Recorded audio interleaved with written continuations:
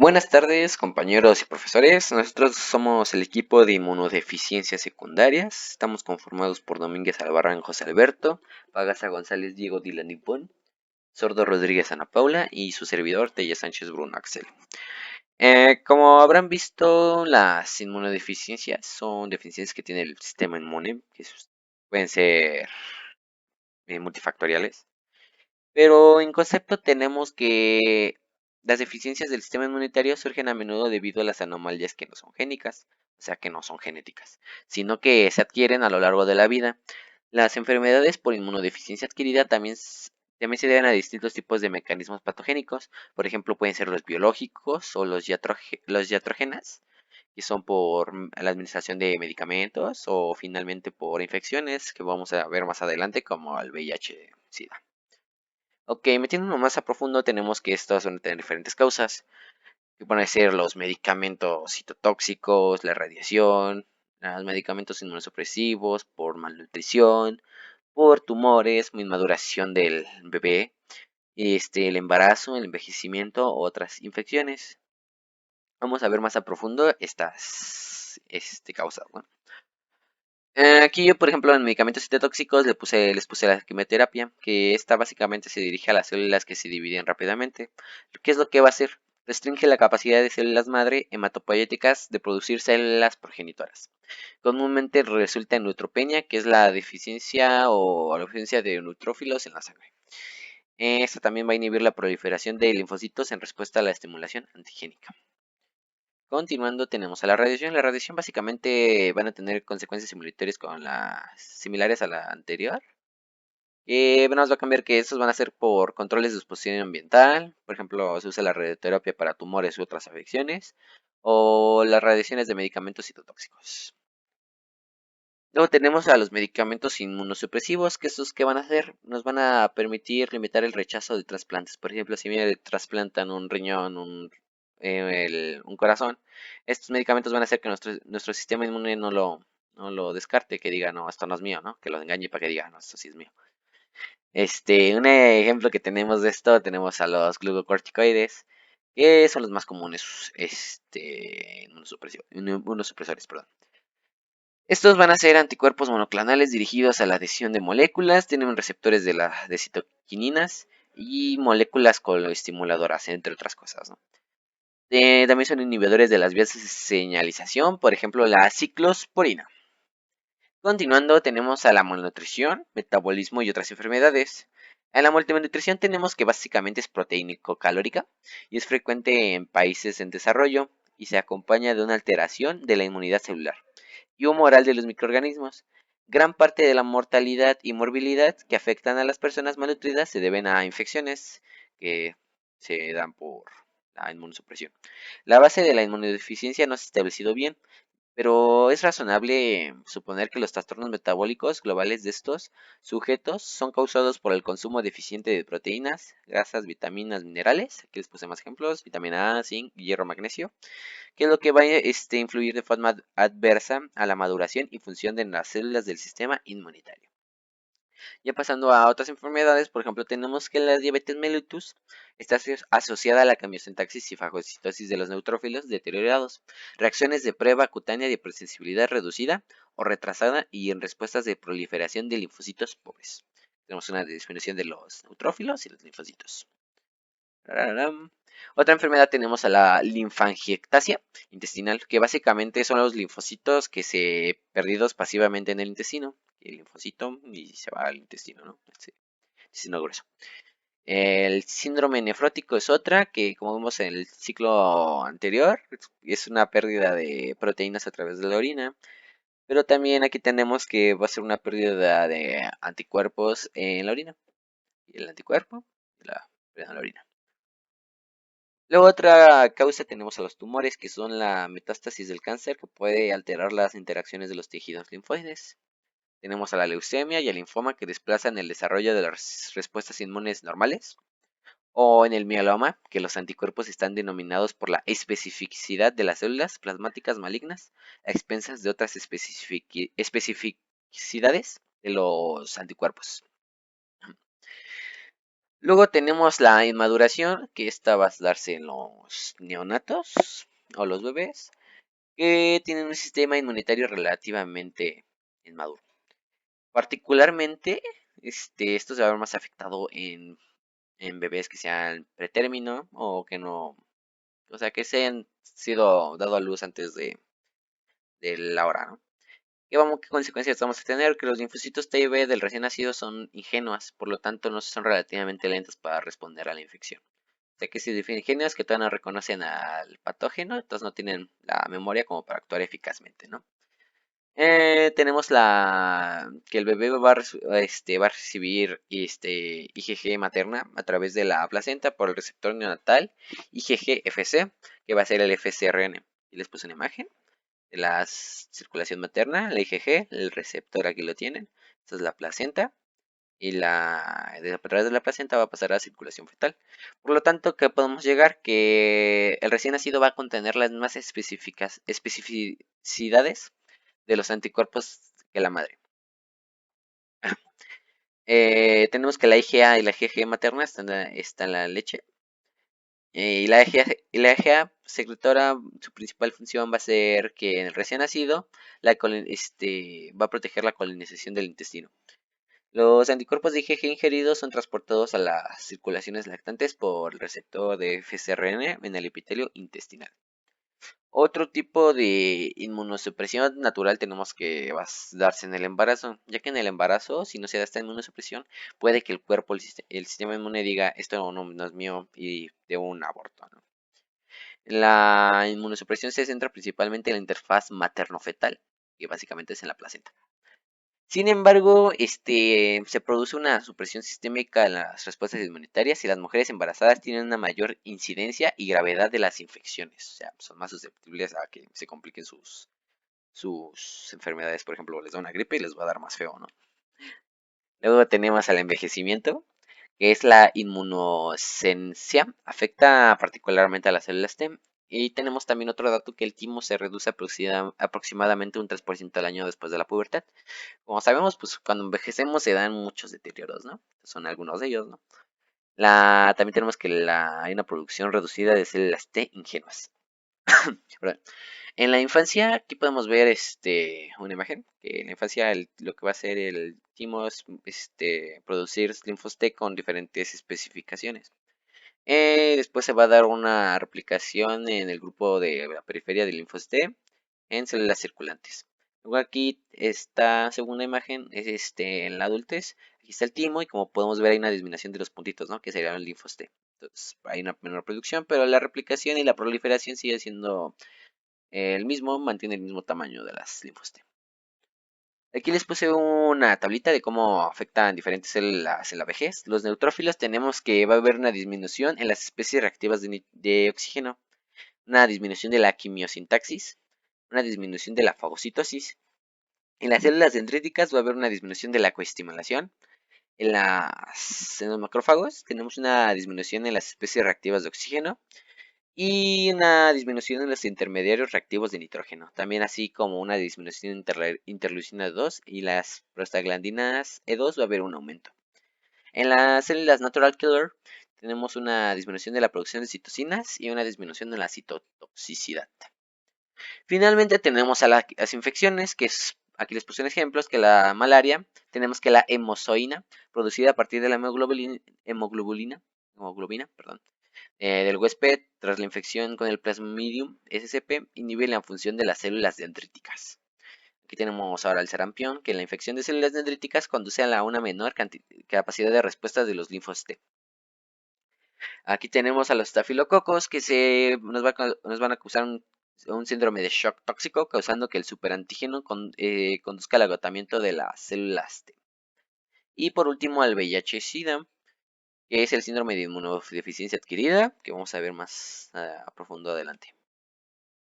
Pero aquí como un dato, el VIH, ¿a quién va a infectar principalmente, no?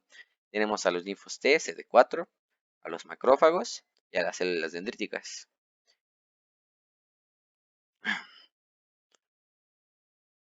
Hola, ¿qué tal? Mi nombre es Ana Paula Sordo Rodríguez del grupo 2320. presentando el tema de inmunodeficiencias secundarias y yo les explicaré lo que es la infección por el virus de la inmunodeficiencia humana, VIH y SIDA. Vale. El VIH es un retrovirus con tropismo a los linfocitos TCD4, o sea, tiene una mayor afinidad a ellos para atacarlos.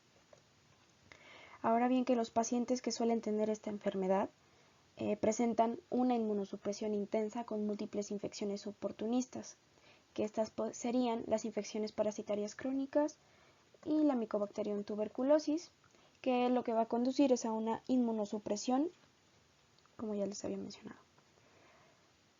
Ahora bien, en nuestras células que deberían tener una respuesta inmune, se van a ver enérgicas frente a muchos antígenos. ¿Por qué? Porque el VIH es un virus que se replica dentro de estas células, inhibiendo su respuesta y también conduciéndolas a la muerte celular, como podría ser la apoptosis. Bien, ahora que el VIH infecta de forma primaria a las células del sistema inmunitario, como son los linfocitos TCD4, que son las que habíamos mencionado que ya tenían mayor afinidad, los macrófagos y las células dendríticas. Ahí los tenemos, ¿no? Esto lo convierte, no hace mucho, en un patógeno humano. La epidemia del VIH se identificó por primera vez en la década de los 80 del siglo XX y su repercusión ha sido global y enorme y a la fecha sigue creciendo. Bueno, el SIDA es la enfermedad causada por la infección del VIH y se caracteriza por una inmunosupresión muy profunda con infecciones oportunistas y degeneraciones del sistema nervioso o tumores malignos asociados a estos.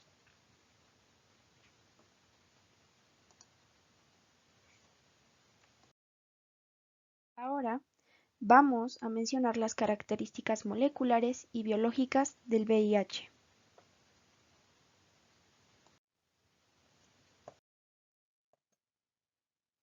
Bien, el VIH es miembro de la familia de los lentivirus, que son también los tipos de retrovirus animales. Se han identificado dos tipos muy estrictamente relacionados con el VIH, designados como el VIH-1 y el VIH-2. Estos presentan las características o se les identifica porque el VIH-1 es la causa más frecuente de SIDA y el VIH-2 es la que se puede diferir en su estructura genómica y antigenicidad, que causa una forma de SIDA con una progresión más lenta que la enfermedad ligada al VIH-1. Bien. Bien, ahora vamos con la estructura del VIH. El VIH consta de dos cadenas idénticas de ARN de un núcleo de proteínas víricas y sus enzimas son la transcriptasa inversa, la proteasa e integrasa. Bien, aquí podemos verlas. Okay, entonces aquí están nuestras dos cadenas de ARN idénticas. Aquí tenemos a nuestra integrasa, aquí tenemos a nuestras proteasas y nuestra transcriptasa inversa. Bien, entonces, ahora estas están introducidas en un compuesto nuclear en forma de cono y está compuesto por la proteína cápside P24 con una matriz de proteína P17 alrededor.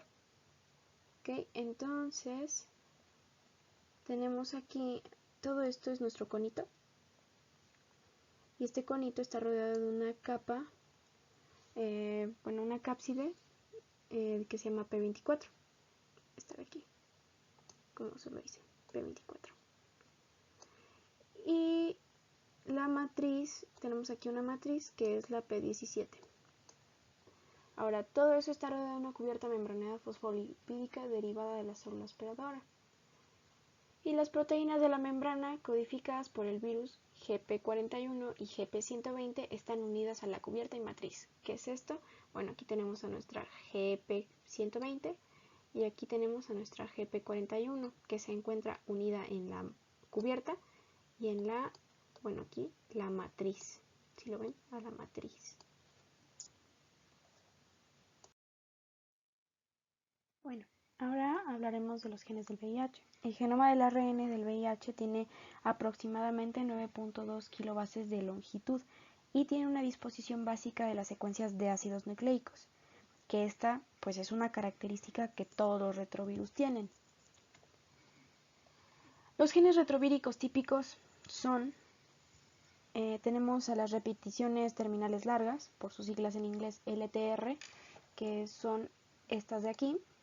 Se las voy a señalar, aquí están, las pueden leer.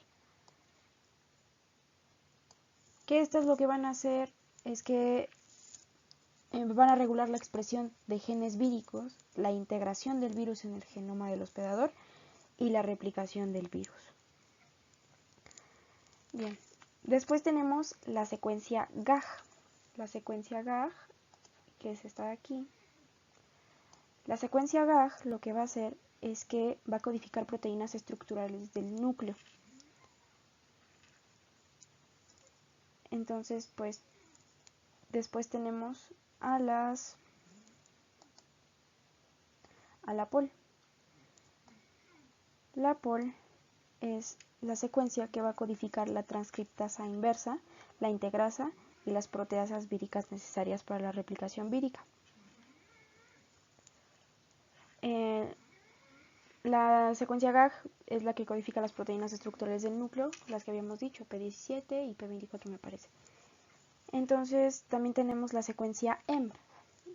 Esta secuencia llamada EMP, que es esta de aquí, esta secuencia lo que va a hacer es que va a codificar las glucoproteínas de la cubierta, que son la GP120 y la GP41, que se asocian de forma no covalente, pero se asocian entre sí y son necesarias para la infección de la célula, porque estas lo que van a hacer es que se van a unir con los receptores, el receptor y correceptor del linfocito o de la célula de la respuesta inmune, macrófagos, dendríticas. Ok. Ahora hay que señalar algo importante que voy a explicar un poquito más adelante, que son estas aquí, TAT y REP. Estas dos, si las pueden ver, están separadas. Nótenlo, por favor. Entonces podemos, de manera general aquí, poder ver cuáles son las funciones de cada uno de estas secuencias del genoma. Está la LTR, GAG, POL, EMP, LTR, que ayuda para la transcripción del genoma vírico, la integración del ADN vírico en el genoma de la célula hospedadora y el lugar de unión para factores de transcripción del hospedador. La GAG, que es la secuencia que va a codificar proteínas estructurales del núcleo y proteínas de la matriz, la P17 y P24. La POL, que es va a codificar la transcriptasa inversa, la integrasa y las proteasas víricas necesarias para la replicación vírica, que son las que se encuentran acompañadas con las dos hebras de ARN en el núcleo. Y tenemos a la EMP, que es la que va a codificar glucoproteínas de la cubierta GP120 y GP41. Estas, GP120 y GP41, son las que son las que se asocian entre sí de forma no covalente para la infección de las células. Pues estas son importantes para que se unan a los receptores que ya les había explicado por qué. Y bueno,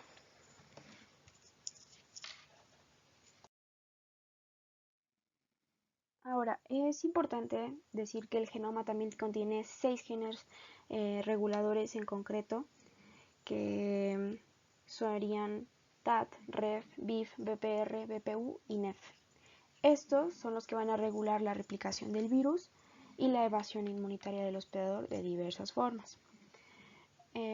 Procedemos a decir cómo lo hacen. BIF supera el efecto inhibidor de la enzima de la célula hospedadora y promueve la replicación vírica. BPR aumenta la replicación vírica, promueve la infección por el VIH de los macrófagos y bloquea la progresión del ciclo celular. TAT es necesaria para el alargamiento de transcriptos víricos. Ojo, les había dicho que tengan ojo aquí, que se encontraban separadas. Y tenemos a REV, que promueve la exportación nuclear de ARN víricos cortados y empalmados de forma incompleta. Entonces, estos dos que se encontraban en el esquema que les había puesto anteriormente, que se encontraban separados, estas dos secuencias son codificadoras de TAT y REV, están separadas en el genoma y requieren un corte y empalme para producir ARNM funcional. O sea, van a tener que juntarse en un corte y empalme. Tenemos a BPU. BPU va a reducir la secuencia de la expresión del CD4 de la célula hospedadora. Aumenta la liberación del virus desde las células y contrarresta el factor de restricción del hospedador, que se llama teterina. NEF reduce la expresión del CD4 y de la clase 1 del MHC, complejo mayor de histocompatibilidad, en la célula hospedadora, y modula las señales intracelulares para facilitar la replicación del virus.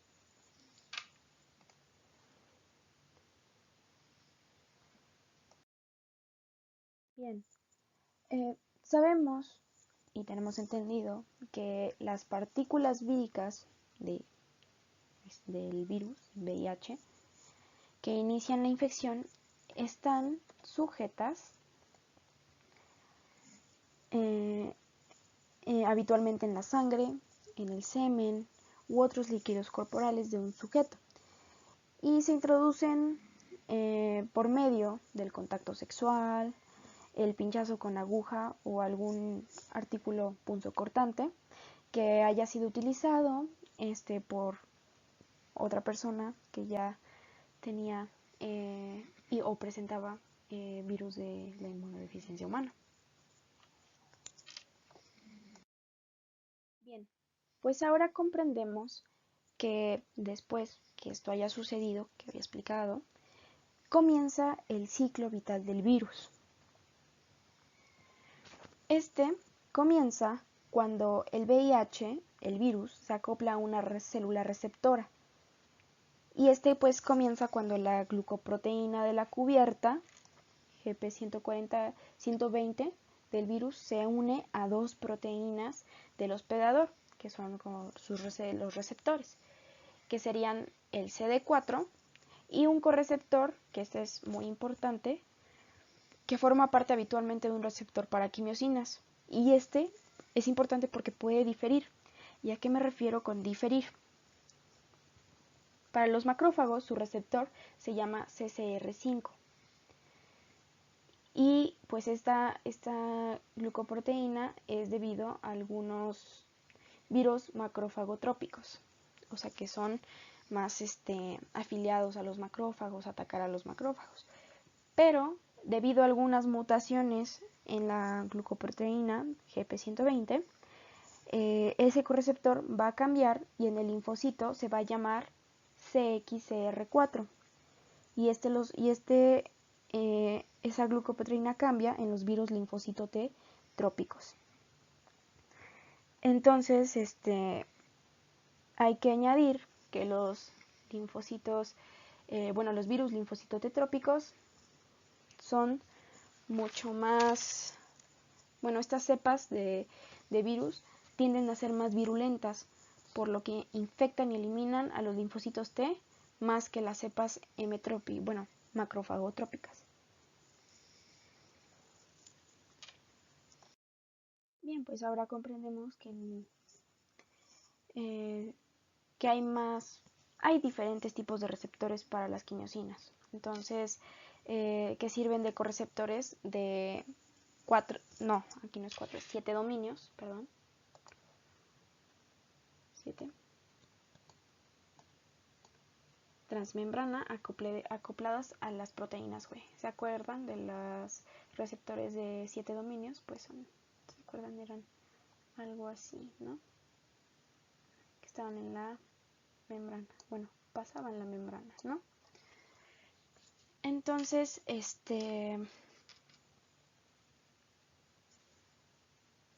Como también tenemos el receptor para leucotrieno B4, que también puede mediar la infección de las células por VIH. Entonces podemos concluir que las cepas tienen distintos tropismos, ¿no? O sea, los virus linfocitotrópicos y los virus macrofagotrópicos, ¿no? Okay. Bueno, ahora comenzamos con el mecanismo de entrada del VIH en la célula. Aquí en esta imagen podemos ver que nuestro el virion del VIH se va a acoplar a los receptores de la membrana de la célula hospedadora, en el caso un linfocito T. Entonces tenemos aquí a nuestros receptores, la CD4 y el receptor para quimiosina y nuestra membrana, ¿no? Hay que recordar que este receptor para quimiosina puede diferir tanto en CCR5 y CXCR4, dependiendo del tropismo que tenga el virion. Ahora bien, aquí como en un zoom que hace esta imagen, que es tomada de la base, tenemos aquí nuestra membrana del VIH, la glucoproteína 41, la GP120, tenemos a nuestros receptores CD4 y también a nuestros receptor para quimiosina, ¿no? Entonces, una vez que el virion se une a los receptores CD4, va a haber un cambio tridimensional tanto en la glucoproteína 120 y la glucoproteína 41. Primero es el cambio tridimensional de la GP120, que va a promover la unión al receptor para quimiosinas. Entonces aquí podemos ver, si aquí no estaba crecido, aquí ya está súper crecido, ¿no? Y pues se une más aquí al receptor para quimiosinas. Entonces una vez que esto pasa, también va a haber un cambio tridimensional en la GP41. Entonces, cuando ocurre este cambio tridimensional, pues también se alarga y llega aquí a que va a exponer una región hidrófoba. Esta región hidrófoba se va a llamar péptido de fusión. Entonces, este péptido de fusión va a hacer que se inserte en la membrana celular y que posibilite que la membrana vírica se fusione con la membrana de la célula diana. En el caso que se introduzca la membrana del linfocito T o de la célula. Entonces, aquí podemos ver la fusión de las membranas del virus y de la célula, ¿no? Como aquí está la del virus y aquí está la del... se fusionan. Entonces, así como el virus se va a fusionar con la membrana, o se va a fusionar con nuestra célula, en el caso, el linfocito T. Entonces, una vez que esto ha sucedido, esta fusión, comienza también que las enzimas y todo lo que tiene el complejo nucleoproteínico pues se active y comience el ciclo reproductivo del virus. Entonces aquí estas enzimas que habíamos dicho son la transcriptasa inversa, la integrasa y la proteasa. Pues bueno, aquí tenemos nuestro virion, recordémoslo, y pues así es cuando ya se fusiona y la nucleocápside del virus se rompe liberando el genoma del ARN del VIH, o sea, pues las dos hebras y sus respectivas enzimas, que ya vimos cuáles eran, transcriptasa inversa, proteasa e integrasa. Ahora bien, la transcriptasa inversa lo que va a hacer es que comienza la transcripción de forma inversa de una cadena doble de ADN y posteriormente el ADN del virus entra en el núcleo de la célula hospedadora, en el caso del linfocito T, ¿no? Tenemos a la integrasa. La integrasa lo que va a hacer es que también va a entrar en el núcleo y cataliza la integración de ADN vírico en el genoma de la célula hospedadora. ¿Ok? Entonces, estas dos son necesarias para producir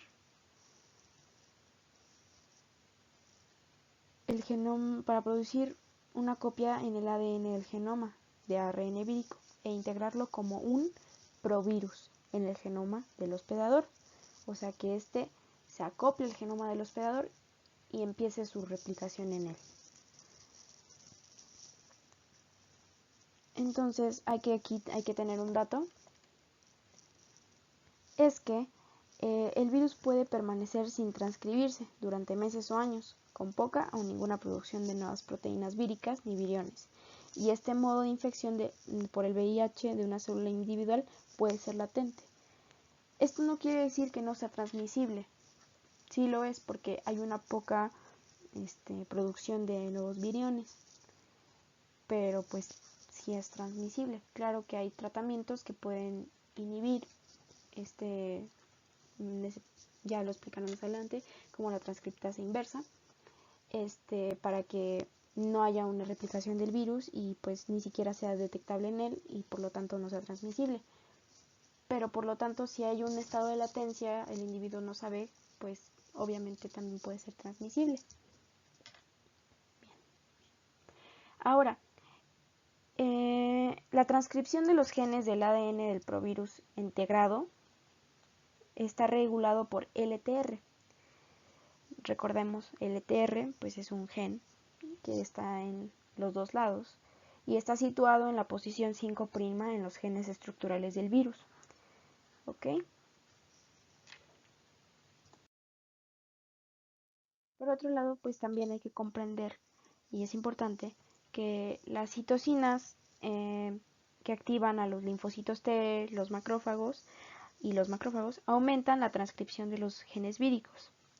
Este da inicio a la transcripción del gen del VIH en los linfocitos T, que está ligado a la activación de los linfocitos T por el antígeno o por citocinas. Entonces, los activadores policlonales de los linfocitos T, como la fitohematoglutinina, las citocinas, como la interleucina 2, el factor de necrosis tumoral, la linfotoxina, estimulan la expresión de los genes del VIH en los linfocitos T infectados. Y por otro lado, la interleucina 1, la interleucina 3, la interleucina 6, el factor de necrosis tumoral, la linfotoxina, el interferón gamma y el factor estimulador de colonias de granulocitos y macrófagos, estos estimulan la expresión de los genes del VIH y la replicación del virus en los monocitos, macrófagos que estén infectados. Bien, pues ya habíamos explicado la estructura génica del VIH, por lo que aquí vamos a integrar sus funciones y todo esto, ¿no? Ya en este ciclo de replicación vírica, ¿no? Entonces tenemos que la proteína TAT es necesaria para la expresión de los genes de VIH y actúa aumentando la producción de transcriptos de ARN mensajeros compuestos del virus.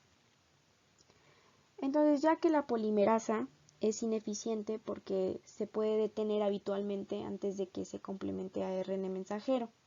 Entonces, lo que va a hacer TAT es que va a permitir que la ARN polimerasa permanezca unida a la molécula en todo momento del ADN vírico, el tiempo que sea suficiente para que se complemente la transcripción. Y de esta forma se pueda obtener y se produzca ARN mensajero vírico funcional. Bueno, entonces, la síntesis de partículas víricas infecciosas maduras comienzan después de que se produzcan los transcriptos de ARN vírico completo y se expresen en forma de proteínas. Bien, las proteínas se pueden REP-TAT y NEP son productos génicos tempranos codificados por ARN mensajero, completamente cortados y empalmados que se exportan desde el núcleo y se traducen en proteínas en el citoplasma. poco después de la infección de la célula. ¿Okay? Entonces ahí podemos ver cómo se exportan del núcleo al citoplasma. ¿Okay? Okay. Ahora tenemos a algunos productos génicos tardíos. Estos productos génicos tardíos serían las secuencias génicas que serían EMP, GAG y POL. Entonces, estas codifican componentes estructurales del virus y se traducen. POL su producto génico es una proteína precursora para formar las enzimas que hemos visto anteriormente, transcriptasa inversa, proteasa e integrasa, y también la ribonucleasa. Ahora tenemos a GAG, que es la que va a codificar una proteína de la proteasa vírica que codifica el gen POL, o sea, una se ayuda a la otra. Y tenemos la EMP, que es el producto de una glucoproteína que es escindida por proteasas celulares en el retículo endoplásmico, en las proteínas GP120 y GP41. Estas son requeridas para la unión de Rheb y VIH a las células. POL y GAG son necesarias para el ensamblaje de las partículas víricas infecciosas, ¿ok? Y bueno, ahora comienza el ensamblaje de las partículas víricas infecciosas empaquetando transcriptos de ARN del genoma provírico dentro de un complejo nucleoproteínico. O sea, se hace de nuevo ese conito que estaba dentro del virus, ¿se acuerdan? Y este complejo nucleoproteínico brota entonces de la membrana plasmática capturando EMP y glucoproteínas del hospedador como parte de su cubierta y así la replicación del VIH. Entonces vuelve a hacerse toda su membranita por fuera de ese virus para hacerse un nuevo virus. ¿Okay? Ahora podemos integrar todo lo que he explicado en este esquema que también es tomado de la base. Bueno, aquí tenemos a nuestro virion que se va a unir a los receptores de CD4 y el receptor para quimiosina. Posteriormente, después de todo ese proceso, se va a fusionar con la membrana de la célula hospedadora, en el caso del linfocito T. Okay. Entonces, el complejo nucleoproteínico que es como el conito, se va a romper y va a liberar al genoma. Entonces, este genoma, pues va a haber una síntesis del ADN provírico mediado por la transcriptasa inversa. Entonces se va a integrar en el núcleo junto con la integrasa y estas van a ser parte del provirus, bueno, el complejo provírico, en el ADN de la célula hospedadora.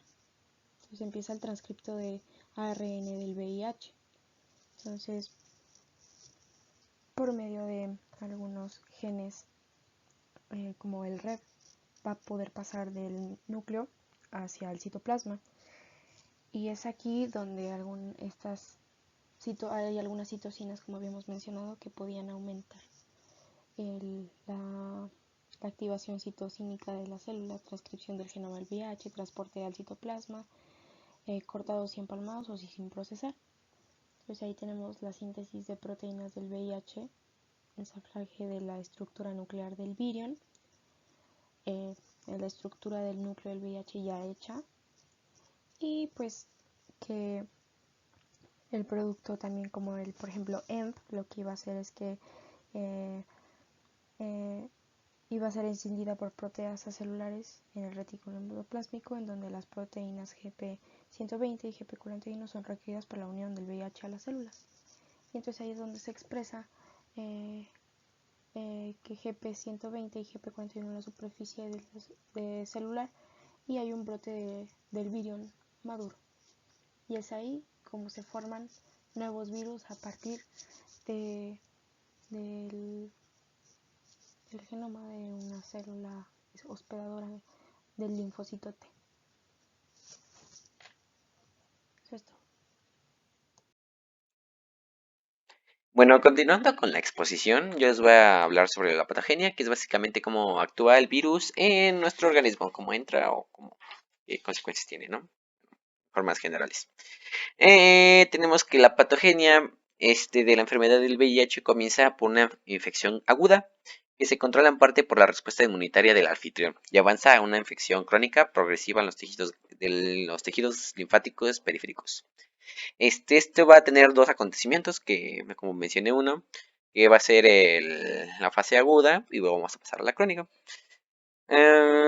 La infección aguda, también se le conoce como temprana, se caracteriza por la infección de linfocitos T de memoria, los CD4, que hay en los tejidos mucosos linfáticos, y se va a dar una muerte de las células, o células T, linfos T, y las de memoria. Y podemos ver en la imagen cómo está entrando el virus por la infección de tejidos mucosos, pasa al linfo T, lo ve, lo reconoce, y qué le va a pasar al linfocito T o los de memoria. Esto es lo que va a pasar.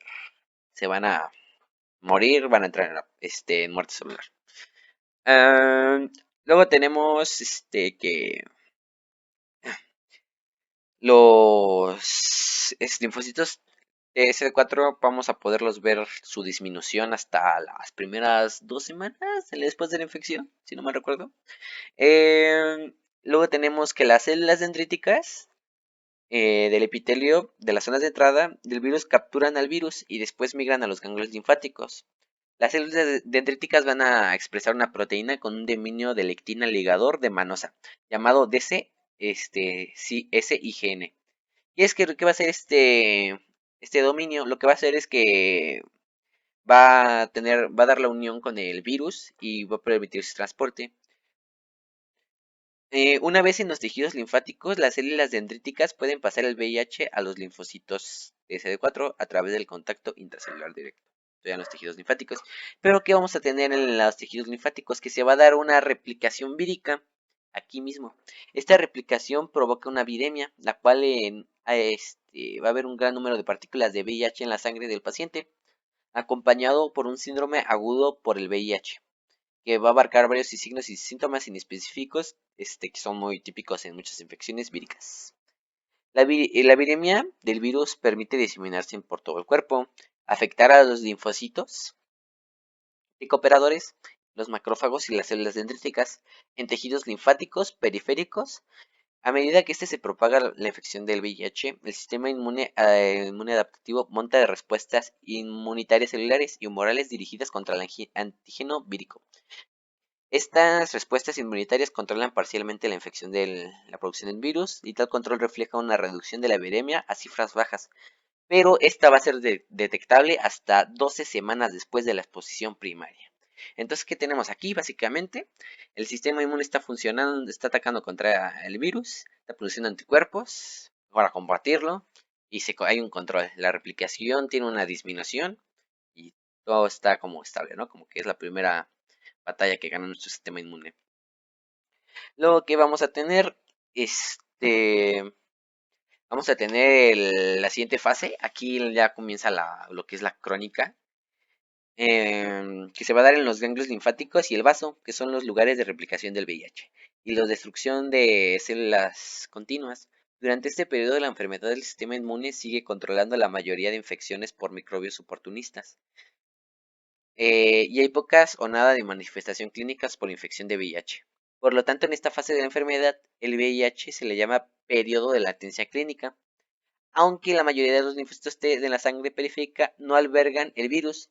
La destrucción de los linfocitos CD4 dentro de los tejidos linfáticos progresa de forma estable durante el periodo latente. El número de linfocitos de CD4 sanguíneos circulantes van más del 90%, alrededor de 1012 linfocitos en el cuerpo, están normalmente en los tejidos linfáticos periféricos y mucosos.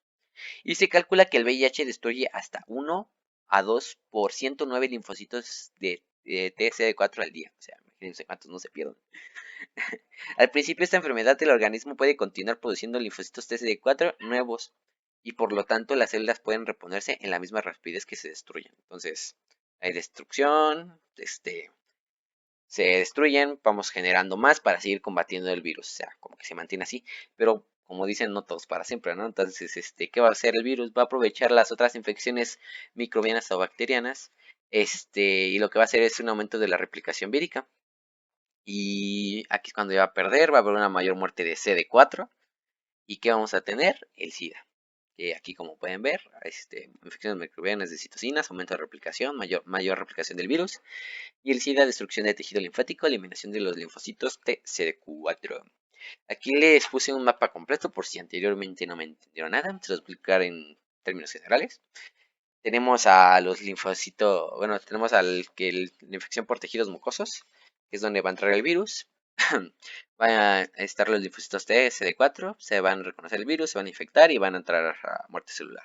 Luego tenemos a las células dendríticas, que básicamente estas son las que van a transportar al virus a través del receptor, no, a través del dominio ligador de Manosa llamado DC, SIGN. ¿Qué es lo que va a hacer? Como ya mencioné, es meter, ligar a la cápside del virus, no mal recuerdo, y llevarla al ganglio linfático. En el ganglio se va a dar la replicación. Esta replicación va a ocasionar una viremia. La viremia va a dar una propagación del cuerpo. Recuerden, va a estar el virus presente en sangre, que normalmente no debería estar. Luego el cuerpo va a dar su respuesta inmune. Va a haber anticuerpos contra VIH, pero estos no van a ganarle como tal y va a haber un control del virus. Luego pasamos a la fase crónica, ya no estamos en la aguda. Tenemos el establecimiento de la infección crónica por el virus concentrado en tejidos linfáticos. Eso es como lo que ocasionó la anterior, que hay una baja del virus. Pero el virus, ¿qué va a hacer? Va a aprovechar otras infecciones bacterianas y las citocinas para aumento de la replicación vírica. Le va a ganar a los linfocitos TCD4. Ya no van a poder contra ellos. Y vamos a pasar a que tenemos, señores, el SIDA, que va a ocasionar la destrucción del tejido linfático, eliminación de los linfocitos T. Hola, soy José Alberto Domínguez Albarrán y, dando continuidad con el tema de VIH, ahora voy a hablar acerca de los mecanismos de acción por parte de este virus. Hay que entender que la infección por VIH nos va a producir al final un deterioro en el sistema inmune, tanto innato como adaptativo, y que principalmente va a dañar a la inmunidad celular. Esto quiere decir a los linfocitos T, CD4, como ya se ha hablado anteriormente. Y lo va a hacer a través de ciertos mecanismos. Entre ellos vamos a encontrar mecanismos citopáticos, directos del virus, y otros que van a ser efectos indirectos. Así que vamos a verlos. Para empezar, en los mecanismos citopáticos directos del virus, nos vamos a tener que remitir a lo que era el ciclo viral. Si recuerdan bien, en el ciclo viral va a haber una expresión de GP120 y GP41 en la superficie celular, y también se va a generar la gemación del virión maduro, tras haber comenzado la síntesis de proteínas, desde su adhesión y todo este proceso. Con esta gemación va a haber un aumento de la permeabilidad celular. Dicho aumento va a desencadenar dos fenómenos. Uno que va a ser la entrada de calcio a la célula. Esto nos va a inducir apoptosis. La entrada de calcio va a ser tan grande que va a llegar a ser tóxica incluso para la célula. Y también vamos a encontrarnos con otro fenómeno, que va a ser la entrada de agua, y esto va a provocar la lisis osmótica. ¿Esto cómo sucede? Pues bien, ya tenemos que el VIH entró a nuestra célula, generó la gemación y también la expresión de estos genes, de estas proteínas. Entonces, ¿qué va a ocurrir? Tenemos a la célula, se va a condensar la cromatina, la globulación de la membrana, el núcleo va a colapsar y posteriormente va a haber una formación del cuerpo apoptósico. Esto en apoptosis. Por otra parte, en la lisis osmótica, lo que va a ocurrir es que la membrana va a estar permeable y va a permitir el paso de agua. Y va a haber una lucha entre las fuerzas osmóticas, tanto de afuera de la membrana como de adentro. Esto, posterior, va a desencadenar una ruptura de la membrana y va a estar la lisis como tal, la liberación de todo el contenido de dentro de la célula. Y entonces va a estar destruida de igual manera. Por otra parte, nos vamos a encontrar que también el virus va a causar una interferencia de la síntesis proteica, lo cual nos va a desencadenar una muerte celular. Si recuerdan, el virus va a llegar al núcleo, va a secuestrar la maquinaria y aparte de eso va a generar la síntesis de proteínas, y entre esta síntesis de proteínas va a permitir su ensamblaje. Pero si nos encontraríamos con lo siguiente. Hay una proteína, la proteína TAT. La proteína TAT se puede involucrar con proteínas reguladoras de la célula, entre ellas el coactivador de transcripción P300. Al meterse con el coactivador de transcripción P300, va a generar una interferencia. Dicha interferencia va a dañar a la síntesis de proteínas. Pero no solamente eso, también tenemos que TAT tiene la capacidad de entrar tanto al núcleo como salir de él, incluso salir de la célula y llegar por vía parácrina hacia otras células del linfocito T no infectadas. Así puede comenzar a aumentar la viremia. Ahora, ya vimos los efectos directos por parte del virus sobre las células. Sin embargo, van a haber otros efectos. Por ejemplo, el linfocito T CD4 infectado va a expresar en su membrana GP120. Al expresar GP120, recordemos que va a tener gran afinidad con el receptor CD4. Si tenemos a nuestro linfocito T CD4 infectado con nuestro linfocito T CD4 sano, lo que va a hacer es que dará pie a la generación de sinsitios. Los sinsitios van a ser mortales para los linfocitos T. De hecho, si se generan estudios histopatológicos acerca de pacientes con VIH y los hacemos de sus tejidos linfoides periféricos, nos podemos encontrar con estos sinsitios. De hecho, aquí tenemos una imagen de nódulos linfáticos de un paciente con una infección del VIH tipo 1. Bien, pues ahora sí, vamos a tener defectos de la respuesta inmune. Estos defectos no solamente van a afectar a la célula TCD4, sino que también van a afectar a demás células y a sus funciones.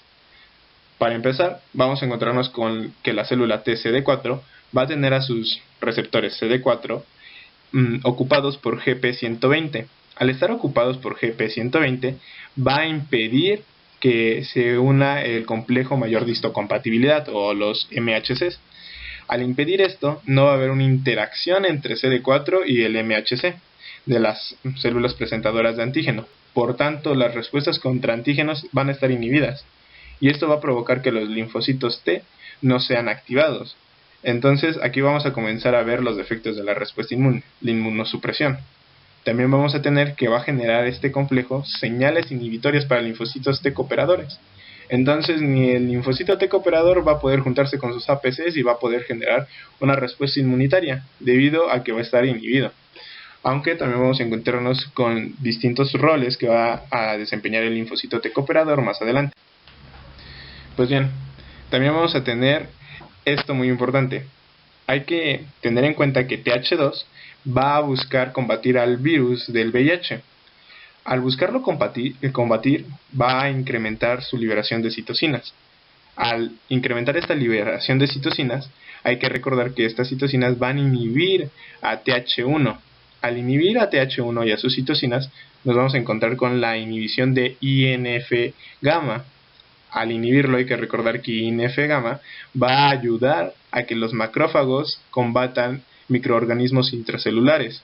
Si no los pueden combatir a estos microorganismos intracelulares, simplemente van a proliferar, lo que va a generar otro defecto en el sistema inmunitario.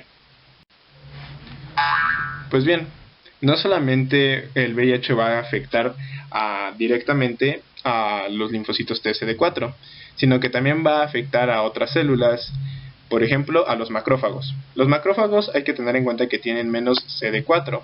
Sin embargo, hay que recordar que iban a haber virus M-trópicos. Esto quiere decir virus que van a tener tropismo en los macrófagos y van a tener receptores CCR5. Sin embargo, hay que tener en cuenta que el macrófago no se va a infectar principalmente por CCR5, sino que van a ser infectados por otras vías. Por la fagocitosis, que es cuando va a reconocer a algún linfocito T, CD4 por ejemplo, que esté infectado y que presente GP120 en su membrana, va a llegar y va a encontrar anticuerpos contra GP120. Entonces lo que va a hacer es fagocitarlo y va a ser infectado de esta manera. También va a ser por endocitosis, porque vamos a encontrar que el virus va a tener el macrófago va a tener receptores FC y se va a encontrar con partículas virales y así va a poder endocitarlo. Al endocitarlo va a ser infectado, pero hay que tener en cuenta lo siguiente: los macrófagos usualmente no van a ser destruidos, también se van a convertir en reservorios de VIH y va a presentar alteraciones en la presentación de antígenos, también va a presentar alteraciones en la secreción de citocinas. Pues bien, ahora vamos con las células dendríticas. Las células dendríticas no van a ser lesionadas directamente, sin embargo van a cumplir su labor como APCs. ¿Esto qué quiere decir? Que van a llegar con su linfocito T virgen y van a buscar presentarle, ahora sí que al virus del VIH. Sin embargo, van a generarle una lesión al linfocito T. Y también nos vamos a encontrar con las células dendríticas foliculares. Aquí las podemos encontrar y tendremos que la superficie de las dendríticas foliculares se va a convertir en reservorio del VIH, ya que lo va a hacer igual su función de APC. Entonces va a sufrir alteraciones de las funciones normales en respuestas inmunitarias y finalmente puede ser destruida. Pero por otra parte puede infectar con mayor facilidad tanto a macrófagos como a linfocitos a la hora de presentar el antígeno, simplemente desempeñar su función. Pues bien, nos vamos a encontrar también con mecanismos de evasión inmunitaria. Tenemos que el VIH va a tener ciertos genes que le van a permitir tener gran variabilidad genética y por ende gran variabilidad en la expresión de sus proteínas. Pues en lo que viene siendo la molécula GP120 vamos a encontrarnos con el bucle B3. El bucle B3 va a generar ciertas mutaciones, ya que va a estar sometido el VIH a transcripción inversa, sometido a errores. Eso quiere decir que los errores no los va a buscar corregir como tal, sino que los va a permitir expresarse, para que así sea más difícil que las células puedan identificarlo, y de esta manera va a estar cambiando constantemente, y va a ser mucho más difícil que se pueda identificar para poderlo fagocitar, para que pueda ser destruido por todas las células que tenemos de respuesta inmunitaria. También es posible que la respuesta inmunitaria del huésped pueda actuar como una presión selectiva. ¿Eso qué quiere decir? Que como no podemos matar de raíz al VIH o no podemos tener una respuesta lo suficientemente agresiva para que deje de proliferar, lo único que vamos a hacer es condicionarlo a que mute, y entonces va a mutar contra las respuestas inmunes que nosotros ya llevamos. Entonces va a generar nuevas defensas, va a generar nuevas estructuras, y entonces el sistema inmune se va a quedar obsoleto y va a volver a atacarlo y él va a seguir mutando. De esta manera se va a conseguir escapar y evadir al sistema inmunológico. Por otra parte, también vamos a tener a la proteína NEF. La proteína de NEF lo que va a tener es que los linfocitos infectados por el VIH pueden escapar de los linfocitos T cooperadores mediante la inhibición de la expresión de las moléculas de MHC de la clase 1. ¿Esto qué quiere decir? Que con esto no se puede dar la identificación de las células T citotóxicas en contra de las células infectadas de VIH, debido a esta pequeña proteína. Evolución clínica.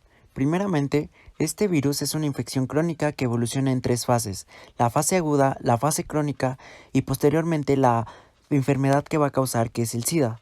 Durante la fase aguda, como se muestra aquí en la imagen, el VIH se va a multiplicar con rapidez, y que a medida que la fase aguda evoluciona a fase crónica, el VIH se multiplica más lentamente y disminuye las concentraciones del virus.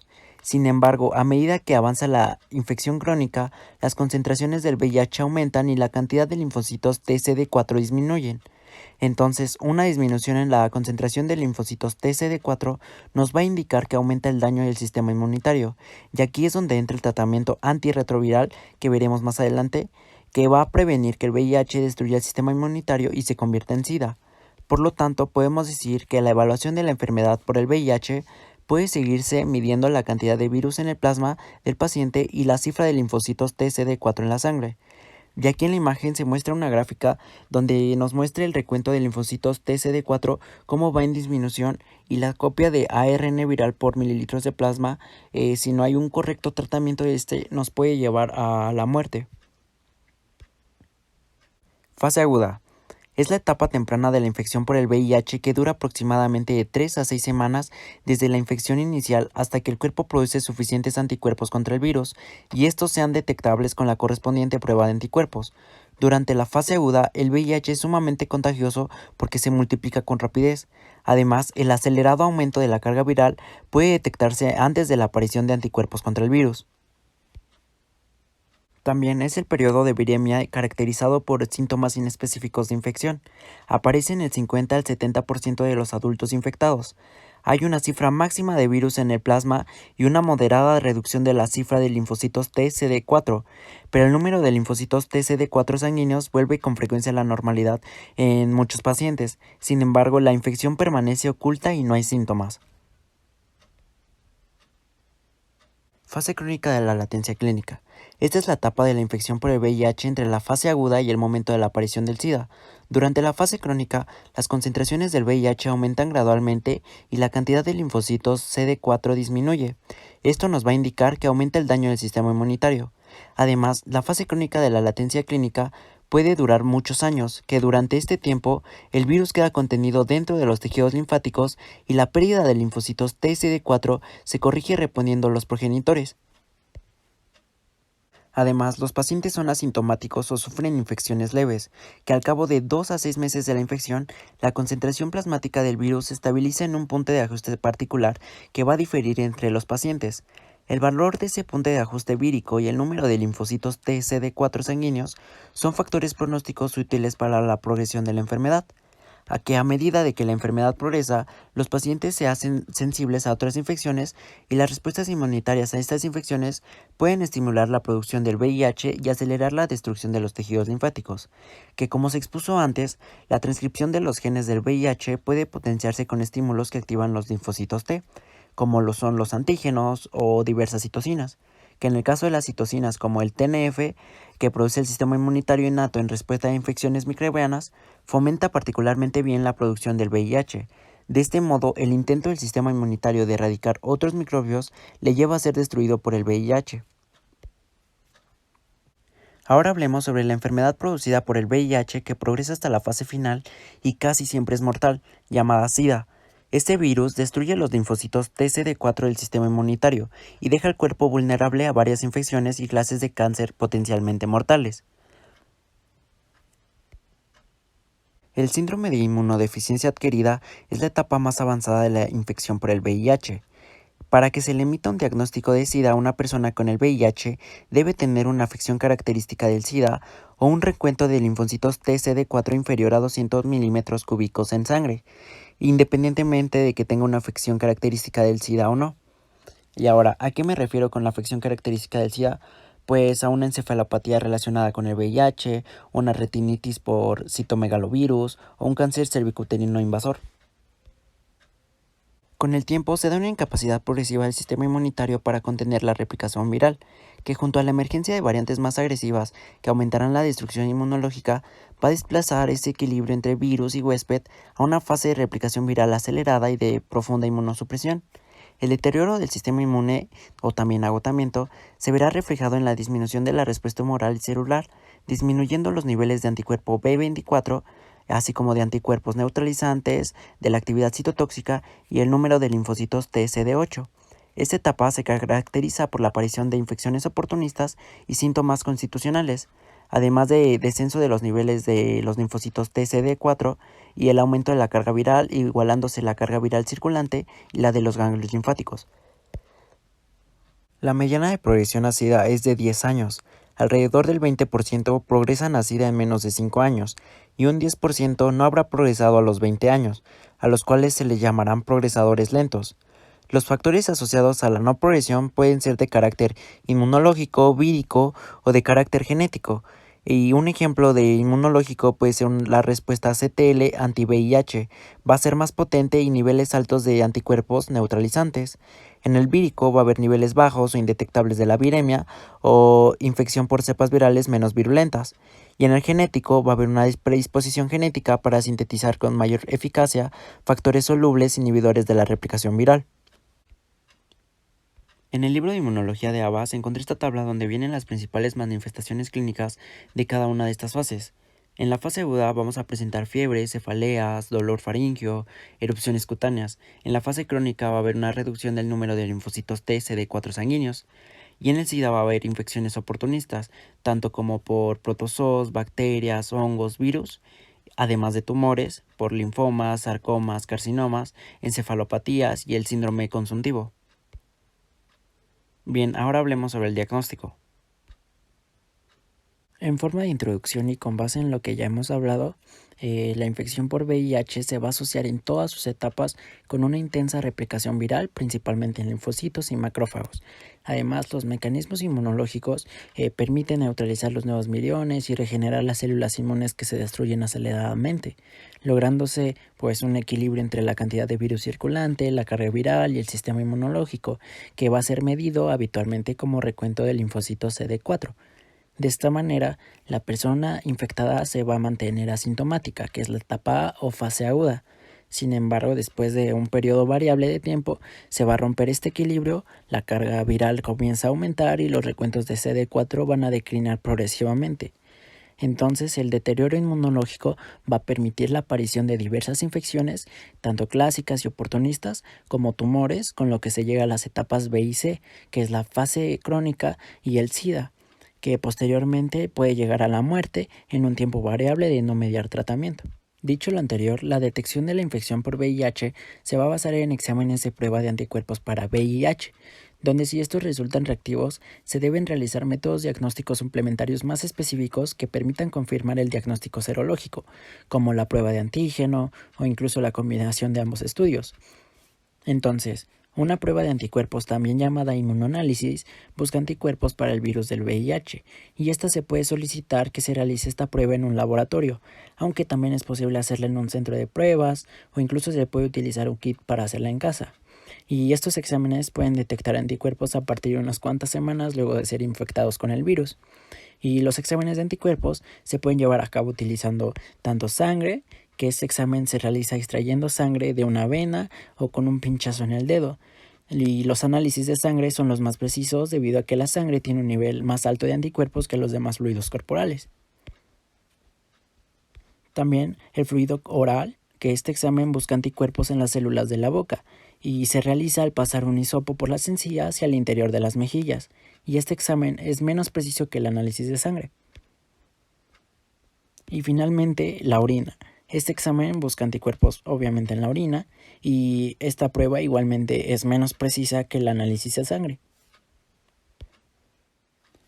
Ahora hablemos de la prueba de antígeno, que ésta se encarga de analizar la sangre en busca de un antígeno del VIH llamado P24, ya que cuando se es infectado originalmente con el VIH y antes de que el cuerpo tenga la oportunidad de producir anticuerpos para el virus, la sangre tiene un nivel alto de P24, y este examen es preciso de 11 días a un mes después de ser infectado, aunque por lo regular no se utiliza por sí solo para detectar una infección con VIH.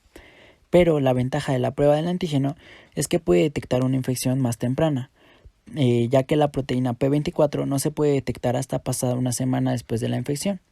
En este momento, antes de la aparición de anticuerpos, se detecta el antígeno P24, la carga viral y cultivos virales, que pueden salir elevados o positivos. Así que también va a haber una alta proporción de linfocitos TCD4 que ya van a estar infectados y pueden sufrir descensos transitorios muy marcados, lo que va a generar inmunosupresión y que al cabo de 1 a 3 meses aparezcan los diferentes anticuerpos frente al VIH. Y ello coincide con el descenso de la viremia y el ascenso de linfocitos TCD4 hasta un nivel de equilibrio estable. Incluso existe un estudio en el que consiste en una prueba sanguínea de antígeno-anticuerpo y busca niveles tanto de anticuerpos para el VIH como del antígeno P24, donde este examen puede detectar el virus tan solo 3 semanas después de estar infectado. Bueno, después de que el paciente es confirmado como VIH, procede la determinación de la fase del VIH en la cual se encuentra el paciente, la cual es la etapificación. Para ello, el profesional médico realiza un análisis integral del paciente que considera la evaluación clínica, la medición de los linfocitos TCD4 y la carga viral, así como otros exámenes complementarios. Ahora hablaremos sobre el tratamiento. Para entender el tratamiento, primero debemos saber qué es la transcriptasa inversa, así como lo que es la transcripción inversa. Primeramente, la transcriptasa inversa es una enzima encontrada en el VIH y en otros retrovirus. Pero, ¿para qué se utiliza esta enzima? Bueno, el VIH emplea la transcriptasa inversa para convertir su ARN en ADN vírico, proceso llamado transcripción inversa.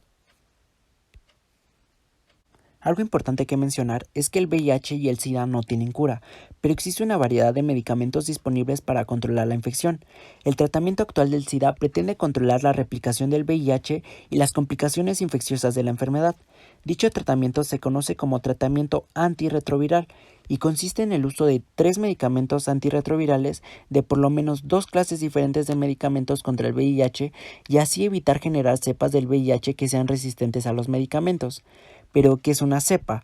Una cepa es un grupo de microorganismos como bacteria o virus que pertenecen a la misma especie y comparten ciertas características que no se encuentran en otros miembros de la especie. Por ejemplo, el VIH puede sufrir mutaciones que producen diferentes cepas y cada cepa tiene un tipo diferente de resistencia a los medicamentos antirretrovirales.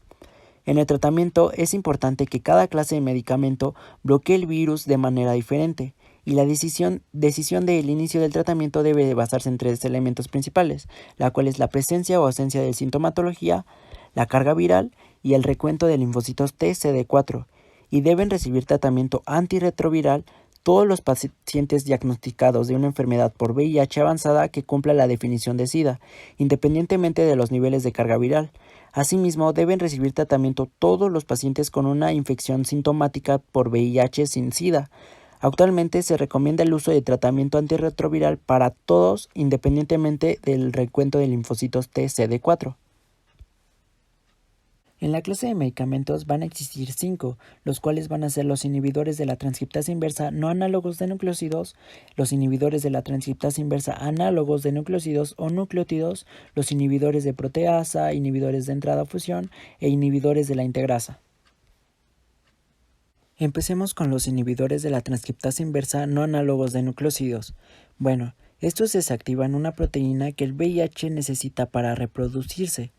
Además de que es una clase de medicamento antirretroviral contra el VIH que se unen a la transcriptasa inversa del virus, una enzima producida por el VIH, y la bloquean, y el VIH emplea la transcriptasa inversa para convertir su ARN en ADN vírico, como ya lo habíamos dicho antes, que al bloquear la transcriptasa inversa y la transcripción inversa se evita la multiplicación del VIH.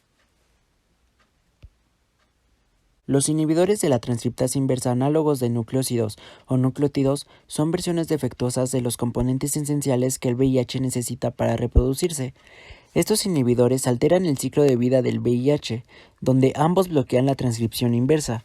Los inhibidores de la transcriptasa inversa análogos de los nucleótidos se van a incluir en la clase de los análogos a los nucleósidos. Un inhibidor de entrada a fusión va a bloquear la envoltura del VIH para impedir su unión a la membrana del linfocito CD4 huésped. Esto va a evitar que el VIH entre a la célula. Estos inhibidores bloquean la integrasa, que es una enzima de VIH, y la emplean para insertar su ADN vírico en el ADN del linfocito TCD4 huésped, que al bloquear la integrasa se impide la multiplicación del VIH. Los inhibidores de la proteasa bloquean la proteasa, la cual es otra enzima del VIH, que al bloquearla evitan que el nuevo VIH inmaduro se convierta en un virus maduro capaz de infectar a otros linfocitos CD4. El tratamiento puede ser difícil, ya que los planes de tratamiento contra la infección por el VIH pueden suponer que debas tomar muchas pastillas en horarios específicos todos los días durante el resto de la vida. Cada medicamento tiene su propio conjunto de efectos secundarios. Es por eso que es importante tener consultas de seguimiento periódicas con el médico para poder controlar tu salud y el tratamiento. Algunos efectos secundarios del tratamiento pueden ser náuseas, vómitos, diarreas, enfermedad cardíaca, disminución de la masa ósea, niveles anormales de colesterol, nivel de azúcar en sangre más alto, etc. Respuesta al tratamiento. El médico controlará tu carga viral y tu recuento de linfocitos TCD4 para determinar tu respuesta al tratamiento del VIH. Los recuentos de linfocitos TCD4 se deben controlar cada 3 a 6 meses, además que la carga viral debería medirse al comienzo del tratamiento y con posterioridad, cada 3 o 4 meses durante la terapia. El tratamiento debería reducir tu carga viral al punto de que no pueda detectarse, aunque esto no significa que el VIH ya no esté presente, solo quiere decir que la prueba no es lo suficientemente sensible como para detectarlo. Por último, hablemos de la prevención. En la actualidad existen más herramientas que nunca para prevenir el VIH, como puede ser el limitar la cantidad de parejas sexuales, no compartir nunca jeringas y usar condones de la manera correcta cada vez que se tenga relaciones sexuales. Pero, ¿qué onda con las vacunas? ¿Hay alguna vacuna que me prevenga del VIH? Pues actualmente se realizan pruebas con vacunas experimentales para prevenir y tratar la infección por el VIH, pero hasta ahora no se ha probado ninguna de esas vacunas para su uso fuera de ensayos clínicos. Es por eso que el desarrollo de una vacuna eficaz contra el VIH es una prioridad de las instituciones dedicadas a la investigación biomédica en todo el mundo, pero la tarea se ha complicado por la capacidad del virus de mutar y variar mucho sus antígenos inmunógenos. Es probable y se cree que una vacuna eficaz tenga que estimular las respuestas humorales y celulares frente a antígenos víricos críticos para el ciclo vital del virus, que de manera muy general la respuesta humoral es la capacidad de secretar anticuerpos que eviten las infecciones y eliminen los microbios extracelulares, y la celular es la activación de los macrófagos para que maten a los microbios fagocitados o hay una destrucción directa de las células infectadas, justo como lo hemos visto a lo largo de todo el ciclo escolar. Para conseguir este objetivo se están intentando varios abordajes con el fin de obtener la vacuna contra el VIH. Gran parte del trabajo preliminar se ha centrado en la infección por el virus de la inmunodeficiencia de los simios, específicamente de los macacos, y ya se han obtenido vacunas eficaces contra el SIV. Este éxito es alentador porque el virus tiene una estructura molecular muy parecida a la del VIH y causa una enfermedad en los macacos que es similar al SIDA de los seres humanos. Se han probado varias vacunas de virus vivos con la esperanza de que inducieran fuertes respuestas de CTL, que son los linfocitos citotóxicos. Tales vacunas abarcan virus híbridos, recombinantes no virulentos, compuestos de secuencias del VIS y del VIH o de virus que se han atenuado mediante eliminaciones de una o más partes del genoma vírico. Un aspecto que preocupa de las vacunas de virus vivos es su potencial de producir enfermedad si no se atenúan completamente y posiblemente de recombinarse con el VIH del tipo salvaje pueda producir una variante patógena. Otro método que evita estos aspectos preocupantes sobre su seguridad, pero conserva su capacidad de inducir la inmunidad mediada por los CTL, es el uso de vectores víricos recombinantes vivos diferentes al VIH portadores de genes del VIH. Los ensayos preliminares realizados en voluntarios humanos han demostrado ya que las vacunas de la viruela del canario que expresan varios genes del VIH pueden inducir fuertes respuestas de CTL a los antígenos del VIH. También se han estudiado muchas vacunas de ADN. Estas vacunas se componen de combinaciones de genes estructurales y reguladoras del VIS o del VIH introducidos en vectores de expresión del ADN en los mamíferos. Entonces, las combinaciones de vacunas, como la inmunización inicial con una vacuna de ADN seguida del recuerdo con un vector de la viruela del canario que exprese genes del VIH, han conseguido algunos de los resultados más prometedores hasta la fecha. Las vacunas de proteínas o subunidades peptídicas recombinantes que inducen anticuerpos han tenido hasta ahora un valor limitado porque los anticuerpos inducidos por estas vacunas no suelen neutralizar las cepas clínicas del VIH. En la actualidad se están intentando generar vacunas que induzcan anticuerpos neutralizantes frente al VIH. Incluso hay vacunas que se recomiendan para las personas con VIH, como por ejemplo la de la hepatitis B, virus del papiloma humano, influenza, enfermedad meningocócica, neumonía neumocócica, tétanos, difteria y tosferina, que va a haber una vacuna única conocida como DTP, que protege a adultos y adolescentes contra estas tres enfermedades. Además de que se pueden recomendar otras vacunas para una persona seropositivas, según su edad, sus vacunaciones previas, así como también sus factores de riesgo de una enfermedad particular o ciertos factores relacionados con el VIH.